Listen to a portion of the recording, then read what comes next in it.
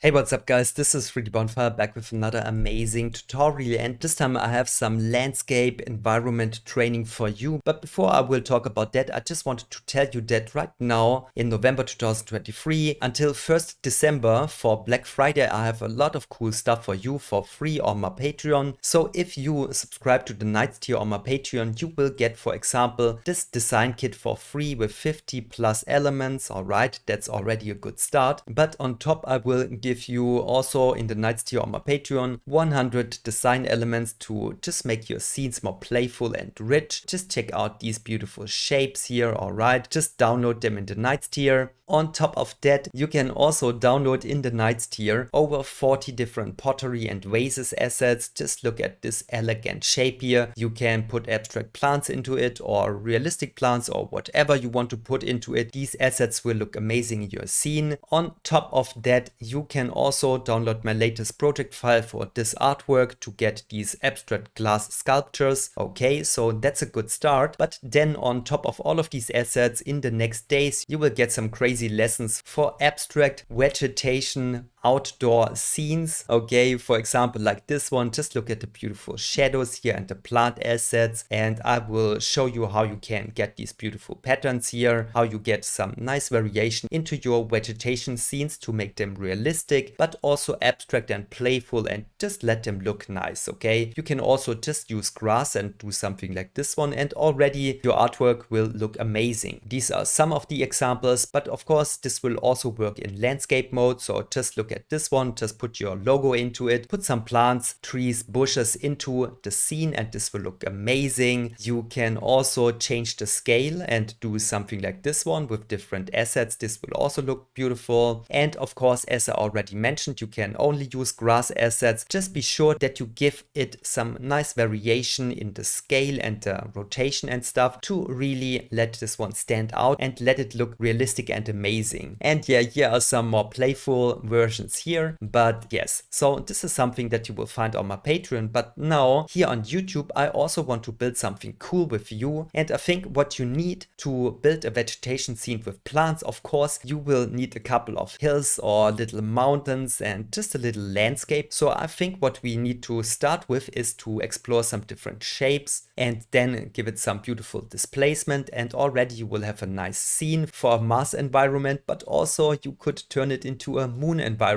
Okay, and I think this is what I want to do with you today. So the vegetation stuff I will save for Patreon, but with you guys I want to just explore some different shapes and build a beautiful landscape, and nothing is holding you back when you learned that stuff. Then in the next step to just put plants onto it, bushes, trees and all of the good stuff. Okay, but for now let's start simple and let's just build this beautiful moon landscape together. And you can also see that I already applied some of the assets that you will find on my Patreon. Okay, enough about the talking, let's just dive into Cinema 4D and have some fun. And this is my final file, and you can see actually that this whole environment here consists of multiple elements. So I have one landscape in the far back, then I have one in front of it, one to the left, and then one in the foreground. So this one consists of several landscape objects, and yeah, I think we should just recreate this, and therefore I probably will just copy like the light, the camera and the central logo here into a new scene. So let's just copy this one, let's jump over here, let's paste this one, and where is it? Okay, this one is huge, honestly. Let's just see. Okay, it's not that huge, it's totally fine. All right, so in comparison to a standard box, that's a pretty good scene. Okay, let's see, my camera is over there, so this one is pretty far away and it works in the landscape format. 120 for the focal length, that's fine. So you will get like a really clean image without too much distortion. So I like to have it like this one. And then we have the logo here. If you need to have a vector file for your logo, all right, you can see this one is just an extrusion of a spline. And then I would suggest you just go to your search engine and search for something like sports vector logo or sports vector graphic.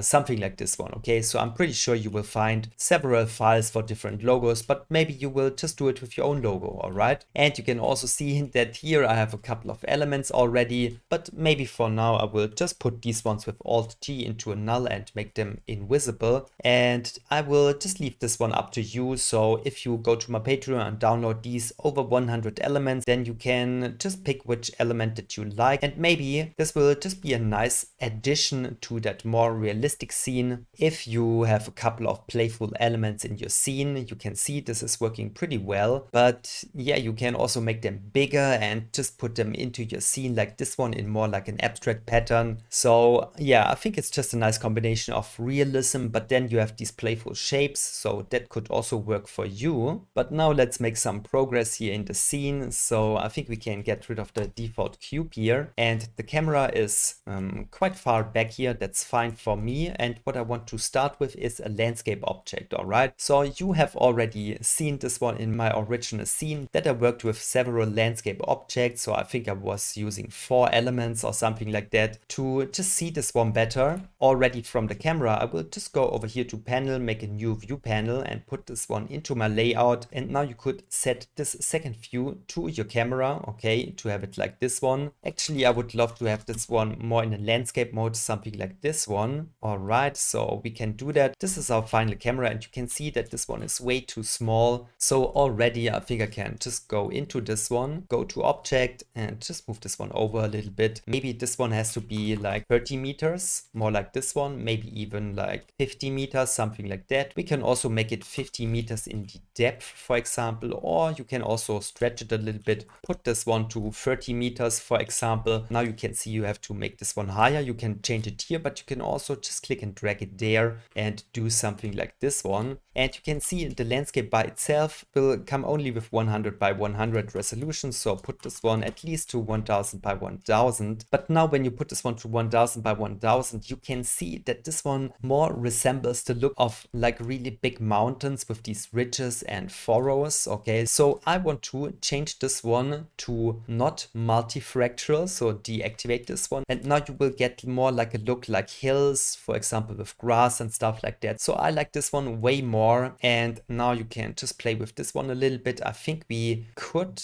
let's just see, does this one make a big difference here? Let's just put this one for now to 25 or something like that, and let's see. This one will give you all of the minor details. Once again, this is like a really big mountain now, so let's get rid of these details to give it more like a small to medium scale appearance here. Let me just see what this one is changing. So I think I want to keep this one around here. That's fine. I will put this one to 300. That is better. And now I want to move this maybe here or maybe just behind it, something like this one. Let's move it over there. And now the cool part about this is that you can change the seed just really easily. So let's see if we find a better seed here. I like this one, for example. This is looking fine, but now the complete foreground is lacking something. So I think what you can do here is to just put a plane there, for example, and I think this one should be once again 5000. All right, something like this one, and let's put this one maybe to 3000. Let's put it there.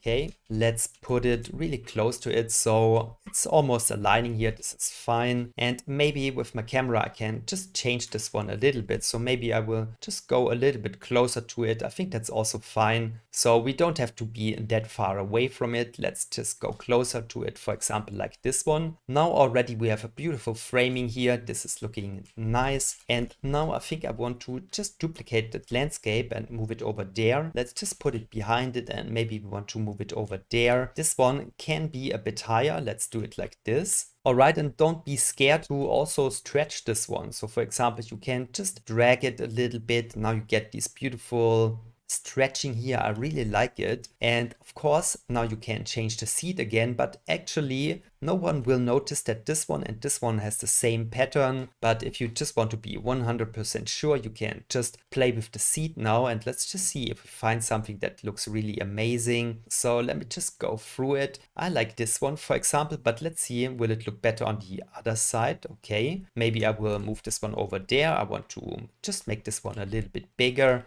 So that seems to be really beautiful from our viewpoint. Let's duplicate the landscape one more time and let's move this one over here. Maybe I want to make this one a bit longer and just a bit bigger, something like this one. I also want to change it in the height, and already you can see that we get like a really nice image here. Let's also see with the seed what we can change here to get even a more interesting result. So I like to have maybe this one. Let's see. Okay, I like this shape here. That's really beautiful. It is aiming towards our central logo. That's beautiful. Let's duplicate the landscape one more time and let's put it back there, for example. Let's see, or maybe here, something like this one. I think once again I want to stretch this one a little bit, but now this shape I don't like it so much. So I think for this one I once again want to play with the seed, and I think this one is better, but let's just see. So I'm really curious what I can get out of it. I like to have this shape here, for example, so maybe I want to move this one over there, and once again we get like a beautiful direction towards our logo. I really like this one, and if you want to play even more with it, we can just maybe add one more mountain here. Of course you can also rotate your mountain if you want to just play with it even more. You can also angle it like this one. Once again, let's change the seed here. Once again, let's play a little bit with the seed here if we can find something that looks really amazing. And I think this one should be quite huge. All right, so maybe I want to stretch this one once again to probably get something like this one. Let me see another seed here. Okay, this hill is beautiful. Let's see how this one is looking when I move it over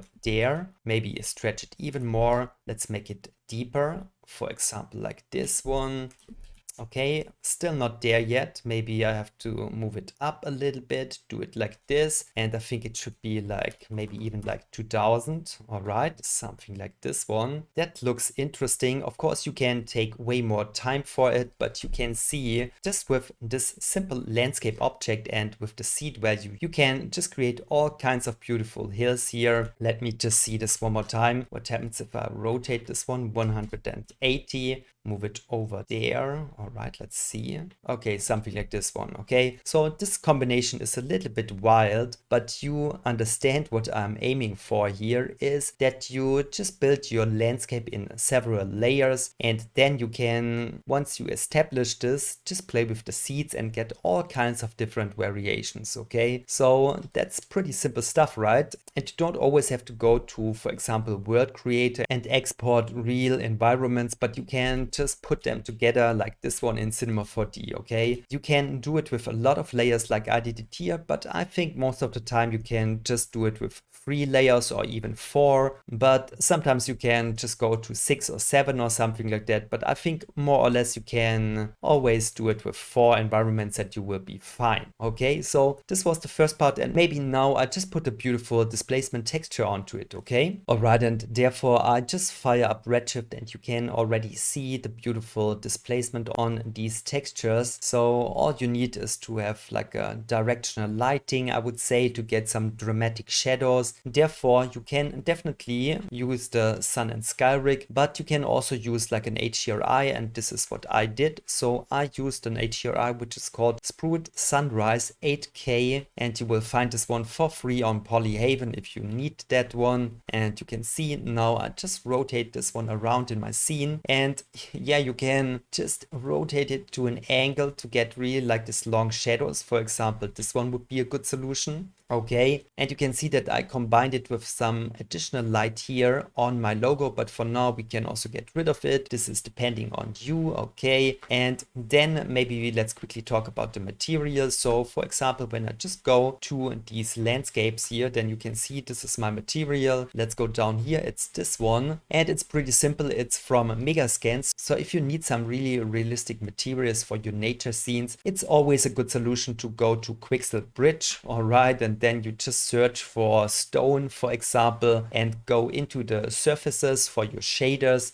And then you can already see a lot of possibilities here. So for example, this one will be a good solution. I think this one is actually the one that I use, but yeah, you can just play with it and try out something with more mud or earth or leaves or stuff like this one. Okay, this one will also be beautiful. You can also combine 2, for example, but for now I want to keep it simple and I used this one. Then just export it into your Cinema 4D. and there you will have the material. What's the most important about it is the displacement. So for this one to work, you need to have on your landscape, of course, a Redshift object tag, and in it you have to activate geometry override for tessellation and for displacement. So for example, without the displacement active, you can see that you miss all of this beautiful displacement. So now this is totally flat and boring. All right, so definitely you need to check the displacement, and maybe also in your shader you